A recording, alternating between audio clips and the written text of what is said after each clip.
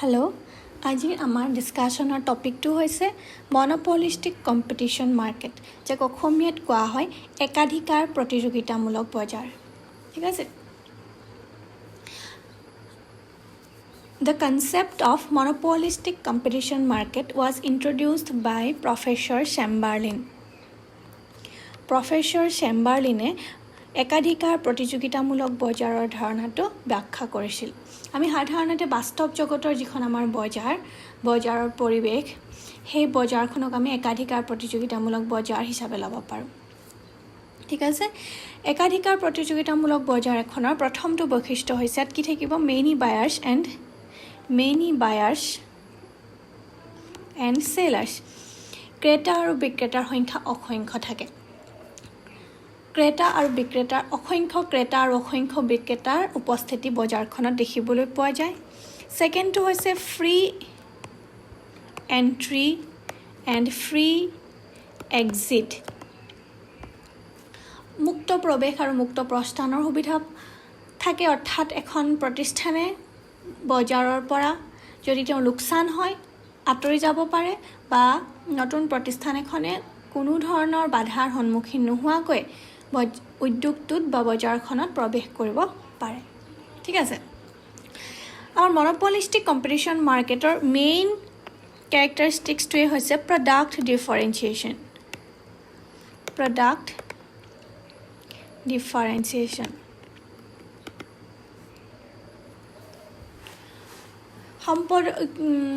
উৎপাদিত দ্ৰব্যৰ বিভিন্নতা বুলি ক'ব পাৰোঁ। অৰ্থাৎ এনে বজাৰৰ অধীনৰ প্ৰতিষ্ঠান এখনে একে ধৰণৰ দ্ৰব্য কিন্তু বিভিন্ন গুণবিশিষ্ট, বিভিন্ন বৈশিষ্ট্যসমূহ বেলেগ বেলেগ বৈশিষ্ট্যযুক্ত একে ধৰণৰ দ্ৰব্যই উৎপাদন কৰে। In monopolistic competition market the product are heterogeneous rather than homogeneous. ইয়াত প্ৰডাক্টবোৰ হিটেৰজেনিয়াছ হয়, উৎপাদন হোৱা দ্ৰব্যবোৰ এটা আনটোৰ পৰা পৃথকীকৃত দ্ৰব্য উৎপাদন হয় বুলি ক'ব পাৰোঁ, সমগুণসম্পন্ন দ্ৰব্য নহয়। আৰু যিবিলাক দ্ৰব্য উৎপাদন কৰে সেই দ্ৰব্যসমূহ বিকল্প ব্যৱহাৰযোগ্য দ্ৰব্য, close substitutes. The products of the firm are close substitutes of each other. এখন প্ৰতিষ্ঠানে উৎপাদন কৰা দ্ৰব্যসমূহ অন্য এখন প্ৰতিষ্ঠানে উৎপাদন কৰা দ্ৰব্যসমূহৰ লগত বিকল্প বুলি আমি ক'ব পাৰোঁ। And the products are heterogeneous rather than homogeneous. উৎপাদিত দ্ৰব্যসমূহ পৃথক হয়, সমগুণসম্পন্ন নহয়। এতিয়া যদি আমি এটা এক্সাম্পল দিবলৈ যাওঁ, আমাৰ এতিয়া চোৱা টুথপেষ্টৰ আমি উদাহৰণ দিব পাৰোঁ। টুথপেষ্ট আমাৰ বজাৰত বিভিন্ন ধৰণৰ টুথপেষ্টৰ প্ৰচলন আছে। ব্ৰেণ্ড আছে, কলগেট আছে, পেপচুডেণ্ট আছে, ডাবৰ আছে, হয়নে? আমি দে আৰ ক্ল'জ ছাবষ্টিটিউটছ। আমি এটাৰ সলনি আনটো ব্যৱহাৰ কৰিব পাৰোঁ। কলগেট নহ'লে আমি পেপচুডেণ্ট ব্যৱহাৰ কৰিব পাৰোঁ, পতঞ্জলি ব্যৱহাৰ কৰিব, ক্ল'জ ছাবষ্টিটিউটছ, বাট দে আৰ হিটেৰজেনিয়াছ। তেওঁলোক এটা আনটোৰ পৰা পৃথক। কিহৰ ওপৰত পৃথক কৰা হৈছে? সিহঁতৰ কালাৰ বেলেগ হ'ব পাৰে, টেষ্ট বেলেগ হ'ব পাৰে, চাইজ বেলেগ হ'ব পাৰে, ঠিক আছে, আকৃতি বেলেগ হ'ব পাৰে। আৰু সেই যিখন টুথপেষ্টৰ বজাৰ, সেই টুথপেষ্টৰ বজাৰখনক আমি মনোপলিষ্টিক কম্পিটিশ্যন মাৰ্কেট বুলি ক'ব পাৰোঁ। ঠিক আছে। তাৰপিছত আহিলে চাবোনৰ ফেয়াৰনেছ ক্ৰীম, তেনেকৈ এইবিলাক হৈছে মনোপলিষ্টিক কম্পিটিশ্যন মাৰ্কেট। কাৰণ সেইবিলাক প্ৰডাক্টছবিলাক কি হৈছে, কালাৰ, চাইজ, শ্বেপ, টেষ্ট, গোন্ধ, সেইবিলাকৰ মাজত পাৰ্থক্য থকা দেখা যায়। দ্ৰব্যবোৰ সাদৃশ্যযোগ্য, একেটা কামতে আমি ব্যৱহাৰ কৰোঁ, বিকল্প ব্যৱহাৰযোগ্য, কিন্তু সিহঁতৰ মাজত পাৰ্থক্য থকা দেখা যায়। গতিকে আমি ক'ব পাৰোঁ যে আমাৰ বাস্তৱ জগতৰ বজাৰখন মনোপলিষ্টিক কম্পিটিশ্যন মাৰ্কেট। ঠিক আছে। ফ'ৰ্থ মেইন কেৰেক্টাৰিষ্টিক্সটো হৈছে non price competition. Non price competition means অনাদৰ প্ৰতিযোগিতা। অনাদৰ প্ৰতিযোগিতা আমি কাক ক'ব পাৰোঁ? যিহেতু দ্ৰব্যসমূহ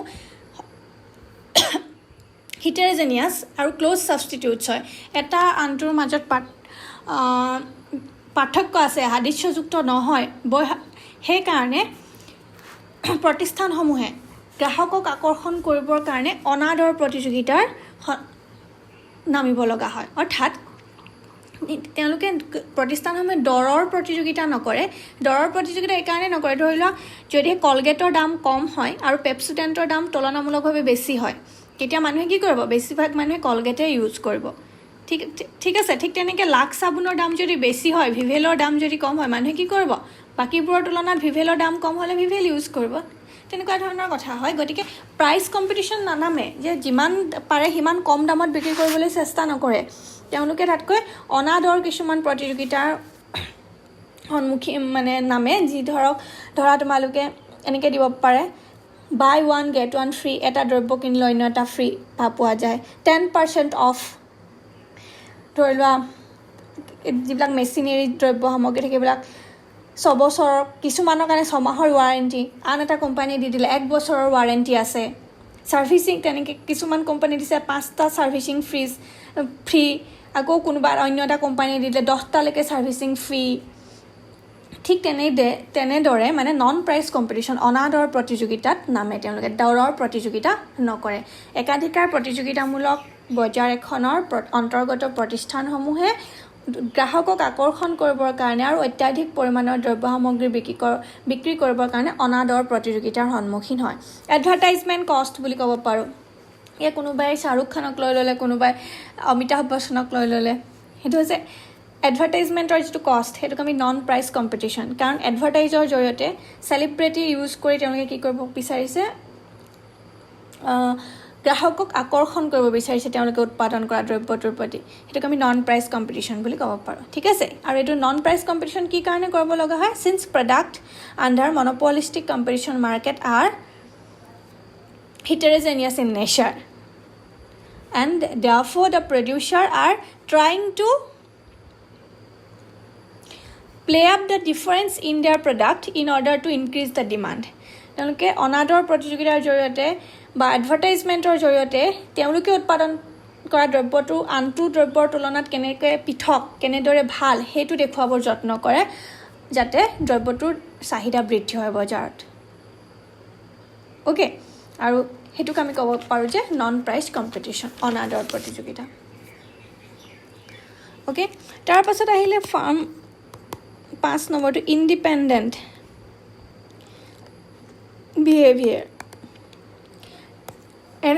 মনোপলিষ্টিক কম্পিটিশ্যনৰ মাৰ্কেটৰ অধীনৰ যিসমূহ প্ৰতিষ্ঠান আছে সেই প্ৰতিষ্ঠানসমূহৰ ফাৰ্মসমূহে ইণ্ডিপেণ্ডেণ্টলি বিহেভ কৰে মানে ইণ্ডিপেণ্ডেণ্টলি ডিচিশ্যনছবিলাক লয় price decisions independent behaviour regarding price and output decision বুলি আমি ক'ব পাৰোঁ কিমান দৰত দ্ৰব্যটো বিক্ৰী কৰিব কিমান পৰিমাণৰ দ্ৰব্য উৎপাদন কৰিব মাৰ্কেটত টোটেল 100% মাৰ্কেট শ্বেয়াৰৰ কিমান পাৰ্চেণ্ট দ্ৰব্য উৎপাদন কৰিব এটা কোম্পানীয়ে বা এটা প্ৰতিষ্ঠানে সেয়া ইণ্ডিপেণ্ডেণ্টলি ডিচিশ্যন লয় ঠিক আছে মানে এখন প্ৰতিষ্ঠানে আন এখন প্ৰতিষ্ঠানৰ ডিচিশ্যনৰ ওপৰত নিৰ্ভৰশীল নহয় independently the firm takes about price and output decision okay so 6 to আহিছে downward sloping demand curve downward কাৰ্ভডাল ডাউনৱাৰ্ড শ্লোপিং হোৱাৰ কাৰণ কি ডিমাণ্ড কাৰ্ভডাল ডাউনৱাৰ্ড শ্লোপিং কি কাৰণে হয় যেতিয়া প্ৰাইচ ইনক্ৰিজ হয় ডিমাণ্ডটো কমি যায় আৰু প্ৰাইচ কমি গ'লে ডিমাণ্ডটো বাঢ়ি যায় গতিকে মনোপলিষ্টিক কম্পিটিশ্যন মাৰ্কেটৰ অধীনৰ প্ৰতিষ্ঠান এখনে অধিক দ্ৰব্য বিক্ৰী কৰিবৰ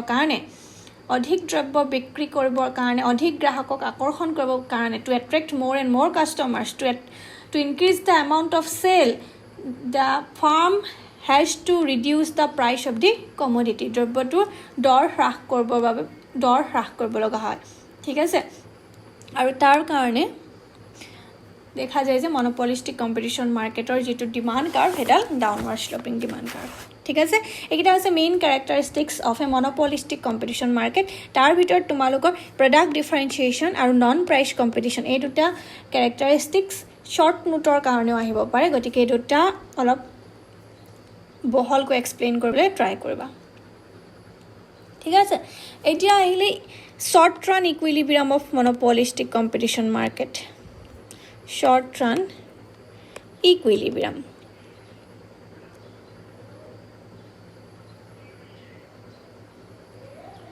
ওকে আমি জানোৱেই যে ফাৰ্ম এখনৰ মেইন এইম কি হ'ব পাৰে to increase the to maximize the profit level এখন প্ৰতিষ্ঠানে সদায় নিজৰ লাভৰ পৰিমাণ সৰ্বাধিক কৰিব বিচাৰে আৰু লাভৰ পৰিমাণ সৰ্বাধিক হোৱাকৈ তেওঁ দ্ৰব্য এনেধৰণে প্ৰাইচ আৰু আউটপুট ডিচিশ্যনছবিলাক লয় আৰু মনোপলিষ্টিক কম্পিটিশ্যন মাৰ্কেট এখনত যেতিয়া ইণ্ডিপেণ্ডেণ্টলি বিহেভ কৰিব পাৰে ফাৰ্মবিলাকে গতিকে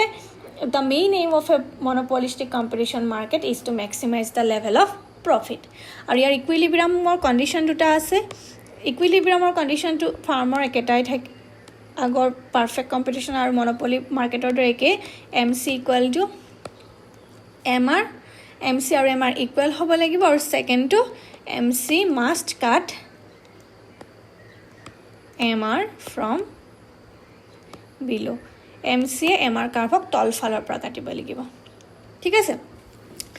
এইকেইটা হৈছে equilibrium condition for both short run and long run দীৰ্ঘকাল বা হ্ৰস্বকাল বুলি কথা নাই দুয়োটা সময়তে এই দুটা ইকুইলিব্ৰিয়াম কণ্ডিশ্যন ফুলফিল কৰিলে মনোপলিষ্টিক কম্পিটিশ্যন মাৰ্কেটত ইকুইলিব্ৰিয়াম পায় বুলি আমি ক'ব পাৰোঁ ঠিক আছে যিহেতু আমি শ্বৰ্ট ৰান ইকুইলিব্ৰিয়াম পঢ়িবলৈ লৈছোঁ শ্বৰ্ট ৰান মানে কি এটা ছুটি সময় তোমালোকে জানে হ্ৰস্বকাল বহুত কম সময় আৰু সেই কম সময়ৰ ভিতৰতে প্ৰতিষ্ঠান এখনে মাৰ্কেটৰ বিষয়ে মাৰ্কেট নলেজটো কমপ্লিটলি একুৱায়াৰ কৰি ল'ব নোৱাৰে সম্পূৰ্ণৰূপে বজাৰ সম্পৰ্কে সম্পূৰ্ণ জ্ঞান আহৰণ কৰিব নোৱাৰে ঠিক আছে গতিকে সেই শ্বৰ্ট ৰানত প্ৰাইচ আৰু আউটপুট ডিটাৰমাইন কৰোঁতে কেতিয়াবা তিনিটা চিটুৱেশ্যন ফেচ কৰিব লগা হ'ব পাৰে ফাৰ্ম এখনে কেতিয়াবা লছ ফেচ কৰিব পাৰে কেতিয়াবা নৰ্মেল প্ৰফিট আৰু কেতিয়াবা এবনৰ্মেল প্ৰফিট ফেচ কৰিব পাৰে গতিকে মনোপলিষ্টিক কম্পিটিশ্যন মাৰ্কেট এখনে শ্বৰ্ট ৰানত তিনিটা কণ্ডিশ্যন ফেচ কৰিব পাৰে প্ৰথমটো হৈছে এবনৰ্মেল প্ৰফিট অস্বাভাৱিক লাভ আহৰণ কৰিব পাৰে ছেকেণ্ডটো হৈছে নৰ্মেল প্ৰফিট স্বাভাৱিক লাভ আহৰণ কৰিব পাৰে আৰু লাষ্ট 3 নম্বৰ চিটুৱেশ্যন হ'ব পাৰে লছ ফেচ কৰিব পাৰে বা লোকচানৰ সন্মুখীন হ'ব পাৰে এবনৰ্মেল প্ৰফিট হ'বলৈ হ'লে কি হ'ব লাগিব T R is greater than T C total revenue total কষ্টতকৈ বেছি হ'ব লাগিব নৰ্মেল প্ৰফিটত T R is equal to T C total revenue is equal to total cost আৰু লছ হ'বলৈ হ'লে T R is less than T C ঠিক আছে এইটো আমি ডায়েগ্ৰামেটিকেলি গোটেইকেইটা চিটুৱেশ্যন আমি দেখুৱাব পাৰোঁ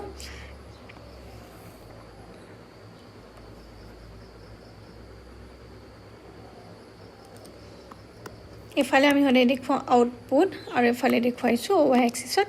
প্ৰাইচ ঠিক আছে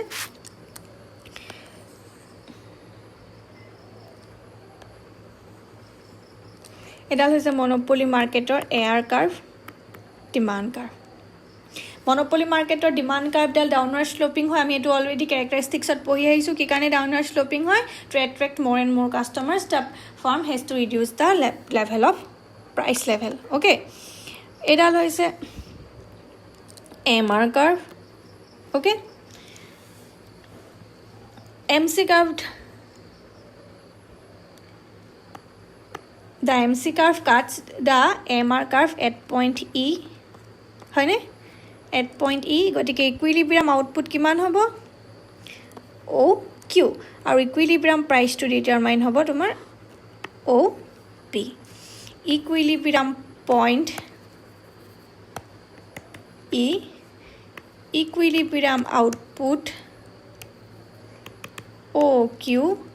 আৰু equilibrium price OP okay এটা OQ output OP দামত বিক্ৰী কৰি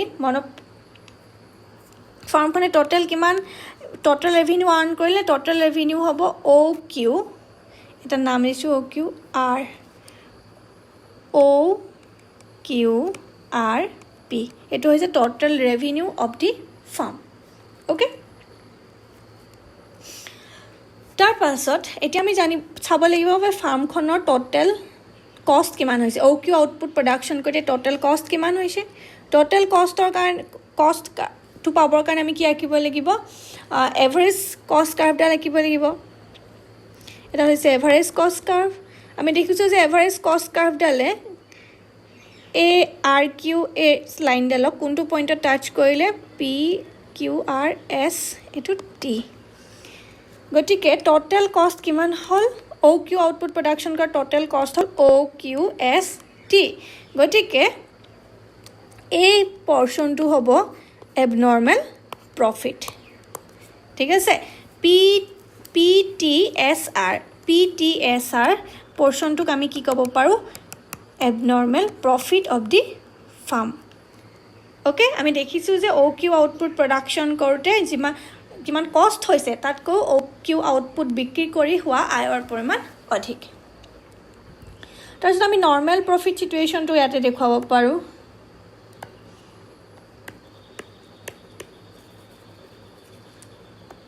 price ARD MR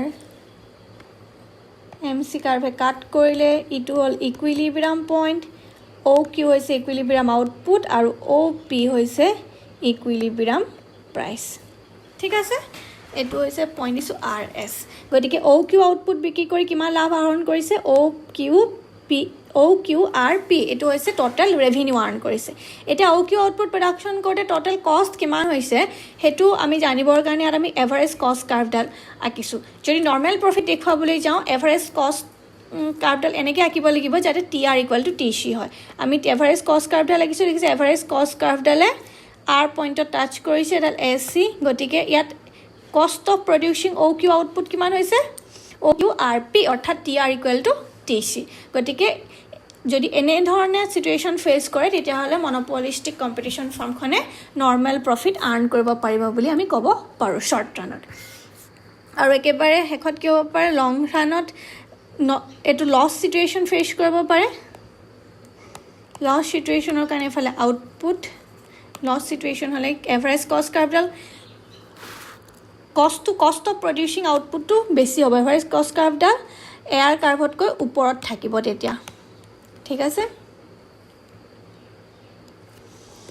AMR curve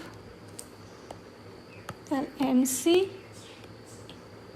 OQ equilibrium output E equilibrium point E equilibrium price OP গতিকে ইয়াত টোটাল ৰেভিনিউ কিমান হল OQS নহয় এটা কি আছিল OQRP total revenue